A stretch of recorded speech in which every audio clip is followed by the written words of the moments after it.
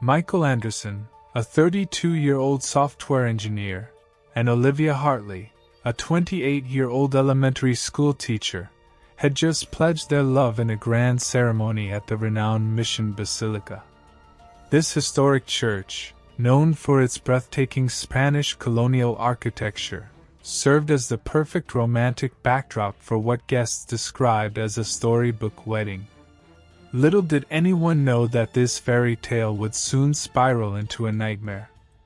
As the sun dipped below the Pacific, casting a golden hue over the reception at the luxurious Carmel Valley Ranch, guests celebrated the newlyweds' happiness. Michael and Olivia, high school sweethearts together for over a decade, appeared blissfully in love, exchanging tender glances and sneaking kisses throughout the night. Their joy was palpable, spreading to everyone around them. However, around 11:30 p.m., as the party began to wind down, Michael excused himself to use the restroom. That was the last time anyone saw him. When 20 minutes passed with no sign of his return, a concerned Olivia asked her brother to check on him. The restroom was empty, and a quick search of the venue yielded nothing. Michael Anderson had vanished without a trace. At first, guests and family members thought it might be a prank, or that Michael had perhaps gone for a walk to clear his head after the day's excitement. But as the hours dragged on with no sign of him, concern turned to panic. Olivia, still in her white wedding gown, paced anxiously, her mascara running down her face as she frantically tried to reach Michael on his cell phone. By 3 a.m., with no word from her husband, Olivia made the difficult decision to contact the Monterey County Sheriff's Office. Deputy Sarah Martinez arrived at the scene, her expression grim as she assessed the situation. A missing groom on his wedding night was not a common occurrence, and the seasoned officer knew immediately that this was no ordinary case. In the days that followed, a massive search operation was launched across Carmel and the surrounding areas. Search and rescue teams combed the nearby beaches and hiking trails, and divers scoured the coastal waters, fearing the worst. Flyers with Michael's photo and description were plastered around town, and local news stations provided constant updates on the case. As the investigation deepened, Detective James Reeves, a veteran investigator with the Monterey County Sheriff's Office, began to delve into the couple's background. On the surface, Michael and Olivia seemed to have the perfect relationship. They were well liked in their community, active in local charities, and by all accounts, devoted to each other.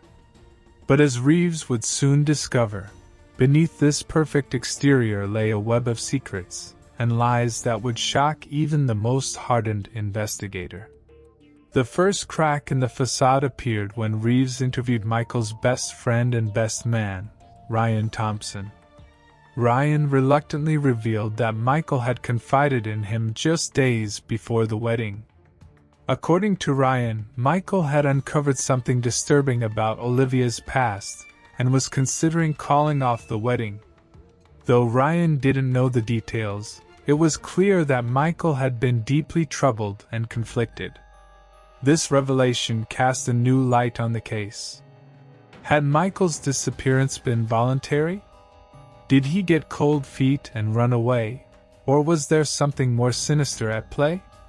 Detective Reeves knew he needed to look more closely at the bride. On the surface, Olivia Hartley seemed like a picture of a grieving newlywed, distraught in interviews and pleading for Michael's safe return. Her pain appeared genuine, eliciting sympathy from the community and the media. However, as the investigation progressed, inconsistencies in her story began to emerge. A breakthrough came when detectives uncovered financial records showing large sums of money being transferred out of Michael's accounts in the weeks leading up to the wedding. The transactions were authorized using Michael's credentials, but the timing and amounts were suspicious. When confronted with this information, Olivia claimed ignorance, stating that Michael had always handled their finances. As detectives dug further into Olivia's background, they made a shocking discovery. Olivia Hartley was not who she claimed to be. Fingerprint analysis revealed that she was actually Sarah Blackwood, a woman who had been reported missing from her home in Portland, Oregon, over a decade ago. The revelation sent shockwaves through the community. How could the beloved elementary school teacher, known for her kindness and dedication to her students, have been living under a false identity? The answer, as investigators would soon uncover, lay in a dark and twisted tale of deception that spanned years. Sarah Blackwood had grown up in a troubled home in Portland. Her father, a prominent businessman, had been emotionally and physically abusive. At 18, Sarah had disappeared, leaving behind a note claiming she couldn't endure the abuse any longer. The case had gone cold, and Sarah Blackwood had been presumed dead. But Sarah hadn't died. She had reinvented herself as Olivia Hartley, moved to California, and carefully constructed a new identity.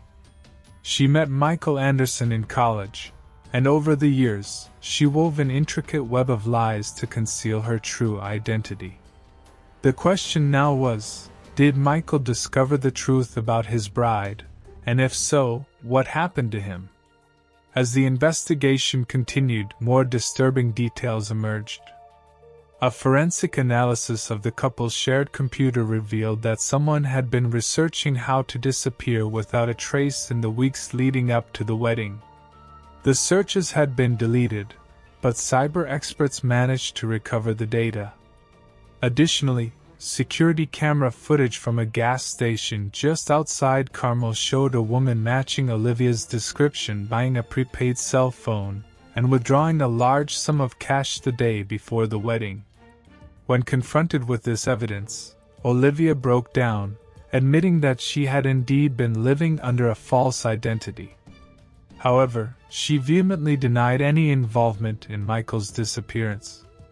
Through tears, she explained that she had planned to tell Michael the truth after the wedding. She claimed that she truly loved him and had been terrified of losing him if he knew about her past. As days turned into weeks, and weeks into months, the mystery of the vanished groom continued to baffle investigators. Despite exhaustive searches and countless interviews, no trace of Michael Anderson was found. The once idyllic community of Carmel by the Sea found itself at the center of a national media frenzy. Theories abounded. Some believed Michael had discovered Olivia's true identity and fled, unable to cope with the betrayal. Others speculated that Olivia, fearing exposure, had orchestrated Michael's disappearance. The darkest theories suggested that Michael had been murdered, his body hidden somewhere in the vast wilderness surrounding Carmel. The case took another unexpected turn 6 months after the ill-fated wedding when a hiker in Big Sur, about 30 miles south of Carmel, stumbled upon a weathered backpack hidden in a remote area off the Boranda Trail. Inside the backpack were men's clothes, a large amount of cash, and a passport belonging to Michael Anderson. This discovery reignited the investigation. Search teams once again combed the rugged terrain of Big Sur, hoping to find some trace of Michael.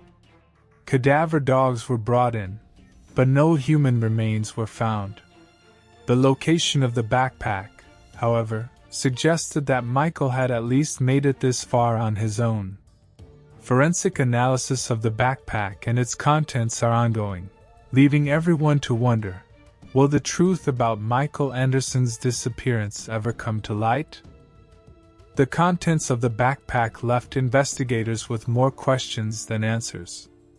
Although the passport and clothes inside were undoubtedly Michael's, there was no fingerprint or DNA evidence to confirm whether he was the one who had placed the backpack there. The cash inside, totaling over $50,000, led investigators to believe that Michael might have planned his disappearance. As the investigation progressed, detectives uncovered more about Olivia's past as Sarah Blackwood. They discovered that her father, Robert Blackwood, had died under suspicious circumstances just months before Sarah's disappearance. Although officially ruled an accident, there were whispers of foul play. Could Sarah have been involved in her father's death? This revelation added another layer of complexity to the case. If Michael had discovered not only Olivia's true identity, but also her potential involvement in her father's death, it could explain his sudden disappearance. Fear for his own safety might have driven him to flee. But the question remained, why hadn't Michael come forward if he was alive and in hiding? Surely, he would have seen the media coverage of his disappearance. His silence was both puzzling and troubling. As the one-year anniversary of Michael's disappearance approached, the case had become one of the most talked about mysteries in recent memory. True crime podcasts dissected every detail, internet sleuths pored over the evidence, and the residents of Carmel by the Sea found themselves living in the shadow of an unresolved tragedy. Olivia, or Sarah as she was now known, remained in Carmel, living under constant scrutiny. She had lost her teaching job when her true identity was revealed, and she found herself ostracized by the community that had once embraced her. She maintained her innocence, insisting that she loved Michael and had nothing to do with his disappearance. The stress of the ongoing investigation and media attention took its toll on Olivia. Once vibrant and outgoing, she became a recluse, rarely leaving her home. Those who caught glimpses of her described a woman who looked much older than her years, haunted by the weight of her secrets and the uncertainty of her future. In a surprising turn of events, 18 months after Michael's disappearance, Olivia reached out to Detective Reeves. She claimed to have remembered something that might be crucial to the investigation. In a lengthy interview, Olivia revealed that in the weeks leading up to the wedding, she had noticed Michael acting strangely. He had been making secretive phone calls and seemed distracted and anxious. Olivia's revelation led investigators to review Michael's phone records from before his disappearance. They discovered a series of calls to a number in Mexico. When traced, the number belonged to a small beachside hotel in Tulum, a popular tourist destination on the Yucatan Peninsula. Detective Reeves and his team traveled to Tulum, hoping to finally break the case. At the hotel, they showed Michael's picture to the staff. To their shock, one of the employees recognized him. The man claimed that someone matching Michael's description had stayed at the hotel for several months, going by the name of David Green. According to the hotel employee, David had arrived alone, paid in cash, and kept to himself. He had left abruptly about 6 months ago, leaving no forwarding address. The employee remembered him because of his unusual behavior. He seemed constantly on edge, as if he was running from something. This new information threw the entire investigation into chaos. If Michael had indeed fled to Mexico, it suggested that his disappearance was voluntary. But why would he abandon his life, his family, and his new bride? And where had he gone after leaving Tulum? As news of this development broke, public opinion began to shift. Many who had sympathized with Olivia now questioned her case. If Michael had fled voluntarily, was it because he had discovered her secrets? The case, which had once seemed a potential murder mystery, now looked more like a tale of betrayal and deception. Back in Carmel, Olivia faced renewed scrutiny. She maintained that she had no knowledge of Michael's plans or whereabouts, but few believed her. Her past deceptions made it difficult for anyone to trust her words. The investigation took another dramatic turn when detectives, following up on the Mexico lead, discovered that a man matching Michael's description had crossed the border into Belize 3 months after leaving Tulum. From there, the trail went cold once again. As the second anniversary of Michael's disappearance approached, the case remained unsolved. Michael Anderson had vanished into thin air, leaving behind a web of lies, unanswered questions, and a community forever changed by the events of that fateful wedding night. The residents of Carmel by the Sea found themselves living in a town divided. Some believed Olivia was a victim, a woman whose past had caught up with her in the cruelest way possible. Others saw her as a manipulator who had driven her husband to flee. The truth, as is often the case, likely lay somewhere in between. Unable to bear the constant scrutiny and whispers, Olivia eventually left Carmel. She moved to a small town in Northern California, attempting once again to start a new life. But the shadow of her past and the mystery of Michael's disappearance continued to follow her. Michael's family, particularly his parents Thomas and Margaret Anderson, were left in a state of perpetual limbo. They couldn't mourn their son, for there was no proof of his death, yet they couldn't hope for his return as years had passed with no word from him. They became advocates for missing persons, channeling their grief into helping other families facing similar uncertainty. The case of the vanishing groom became a cautionary tale, a reminder that even in the most picturesque places, darkness can lurk beneath the surface.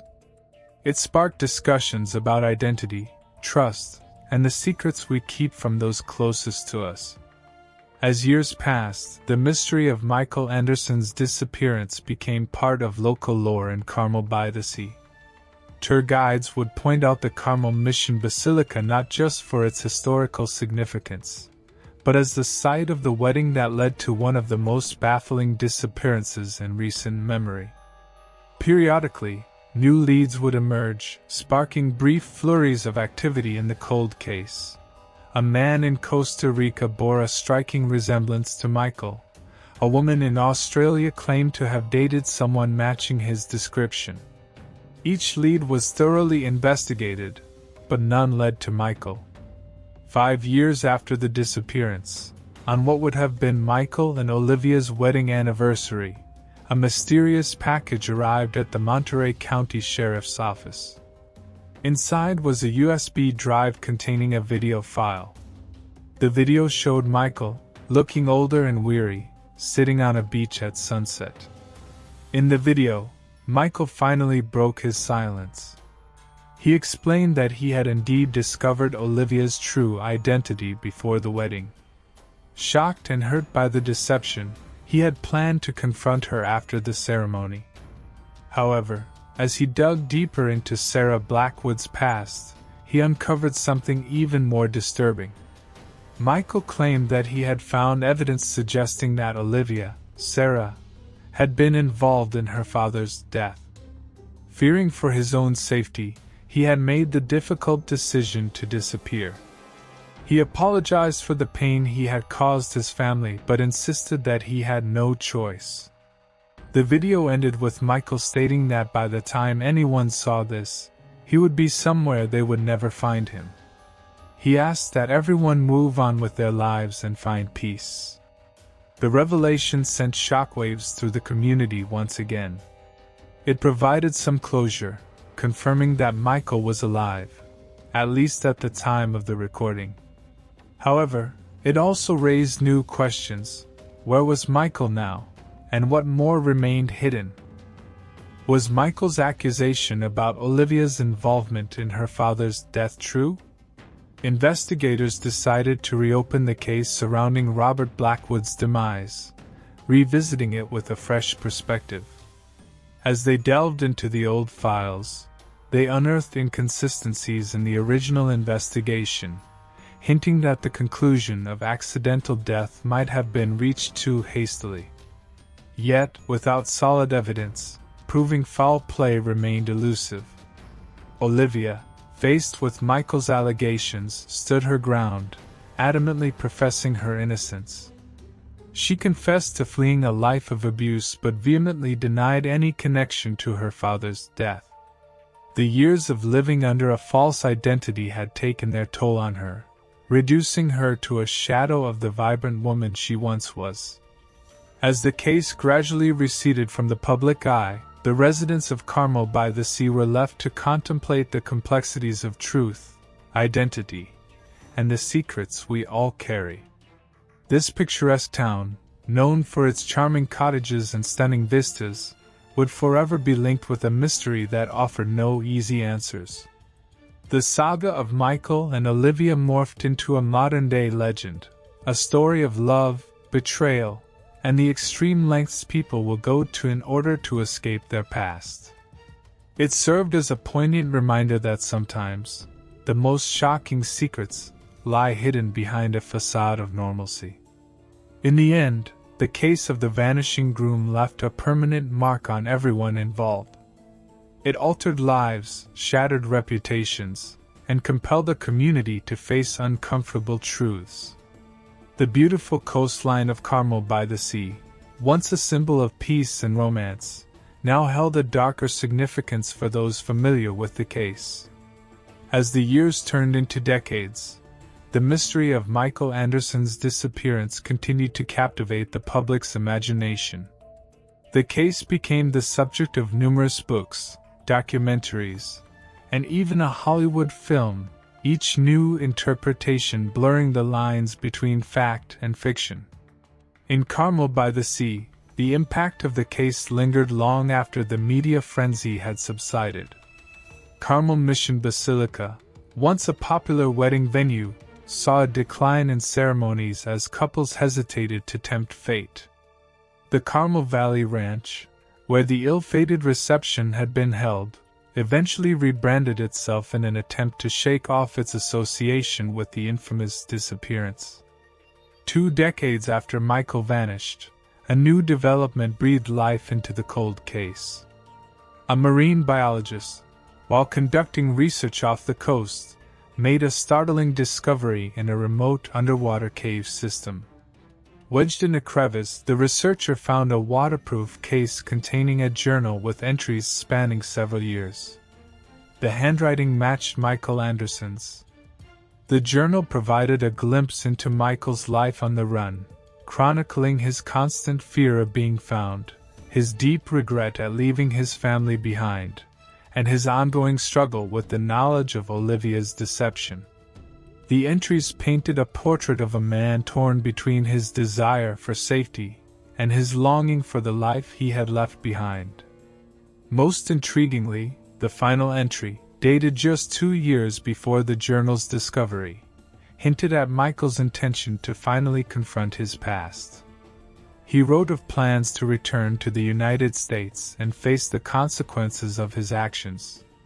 However, the journal abruptly ended, leaving investigators wondering what had happened to Michael after he penned that final entry. The discovery of the journal reignited public interest in the case, fueling widespread speculation about Michael's fate. Had he followed through with his plan to return? If so, why hadn't he resurfaced? Or had something happened to him before he could make his way back? Meanwhile, Olivia, now in her late 40s, had rebuilt a quiet life for herself in a small Oregon town, ironically not far from where she had grown up as Sarah Blackwood. She had legally reclaimed her birth name and worked as a freelance writer, keeping to herself and avoiding media attention. When news of the journal's discovery broke, reporters once again sought out Olivia. In a brief statement released through her lawyer, she expressed hope that the journal might lead to answers about Michael's whereabouts, reiterating her innocence in both Michael's disappearance and her father's death, and pleading for privacy as the investigation continued. Detective James Reeves, now retired, followed the developments with keen interest. The case had defined his career, and even in retirement, he couldn't let it go. With the permission of the current investigators, Reeves volunteered his time to assist in analyzing the new evidence. As Reeves pored over the journal entries, he noticed something others had missed. Certain phrases and references in Michael's writing appeared to be coded messages. Drawing on his years of experience, Reeves began deciphering what he believed was a hidden message within the text. After weeks of painstaking work, Reeves made a breakthrough. He believed he had uncovered coordinates hidden in the journal entries. Coordinates that pointed to a location in the dense forests of the Pacific Northwest, not far from where Sarah Blackwood had grown up. A team of investigators was dispatched to the location, and after a grueling trek through rough terrain, they came upon a small, abandoned cabin. Inside, they found evidence that someone had been living there until recently. Among the items left behind was a laptop computer. A forensic analysis of the laptop revealed a treasure trove of information, including detailed files about Robert Blackwood's death.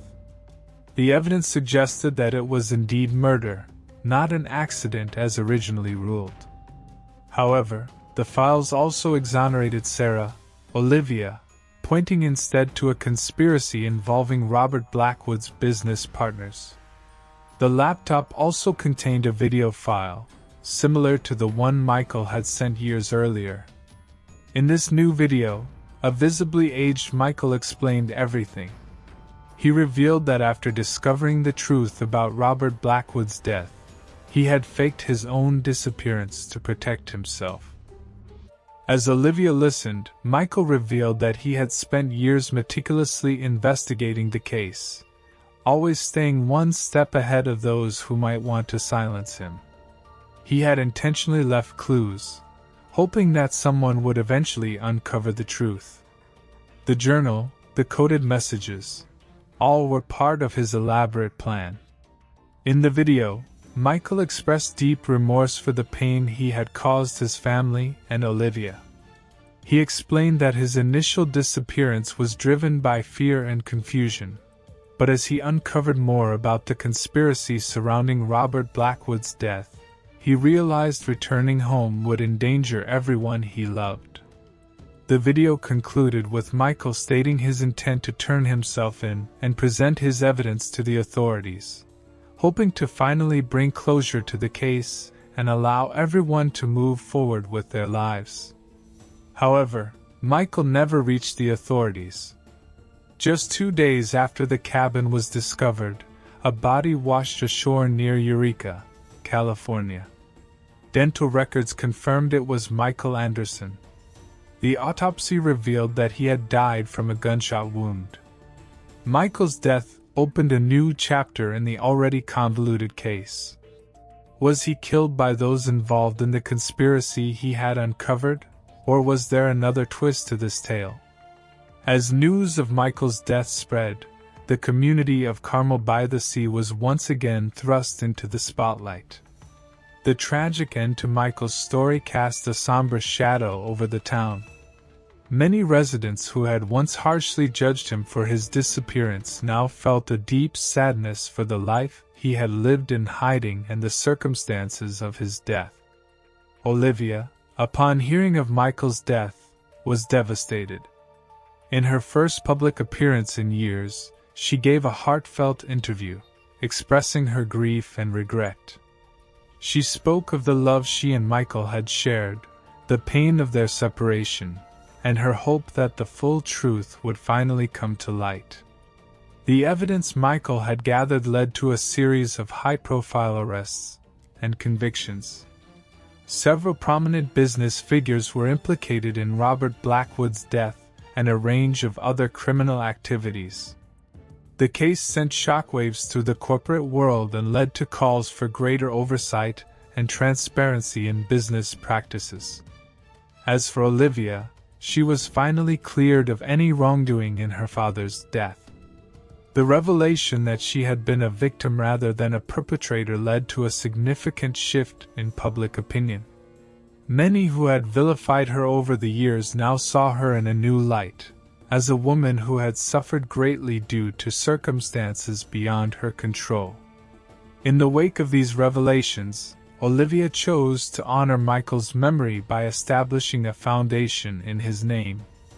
The Michael Anderson Foundation for Truth and Justice aimed to help individuals who had been wrongly accused or victimized by corporate crime. Through this work, Olivia found a measure of peace and purpose. The case of Michael and Olivia evolved into more than just a sensational true crime story.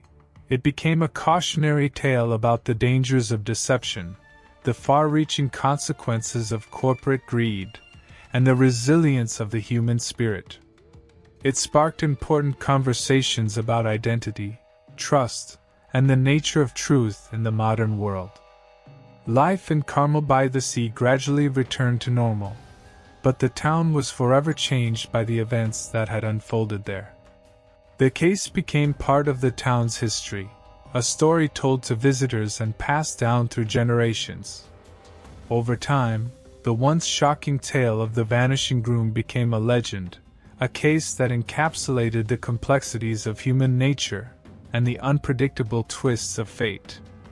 It served as a reminder that sometimes truth is stranger than fiction, and that even in the most idyllic settings, darkness can lurk beneath the surface. The beaches of Carmel, with their golden sands and crashing waves, continued to attract visitors from around the world. But for those who knew the case, the picturesque scenery held a deeper meaning. It stood as a testament to the enduring mystery of the human heart and the secrets we all carry within us.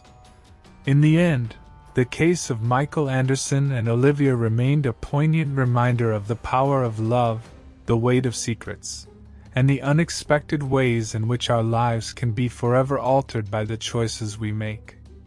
Their story, with all its twists and turns, became a modern-day epic of love and loss, deception and redemption, that would be remembered long after the protagonists were gone. As the sun set over Carmel by the Sea, casting long shadows across the beach where Michael and Olivia had once walked hand in hand, the town settled into a peaceful quiet. The mystery that had defined it for so long had finally been laid to rest, but its legacy would live on, a haunting reminder of the thin line between truth and deception, and the enduring power of a love that defied all expectations. Thank you for joining us on this thrilling journey into the mysterious case of the vanishing groom. We hope this story has captivated your imagination and sparked your curiosity about the complexities of human nature and the unpredictable twists of fate. We appreciate your time and attention, and we're grateful for your interest in our true crime narratives. Your support motivates us to continue bringing you compelling stories that explore the darker sides of human experience while also highlighting resilience and the pursuit of truth. Remember, behind every sensational headline lies a complex web of human emotions, motivations, and circumstances. As we've seen in Michael and Olivia's case, the truth is often more intricate and surprising than we initially assume. We look forward to welcoming you back for more intriguing tales in our upcoming videos. There are countless untold stories waiting to be explored, each offering unique insights into the human condition. Until next time, stay curious, stay compassionate, and remember that sometimes the most shocking secrets are hidden in plain sight. Thank you once again, and we'll see you in our next video.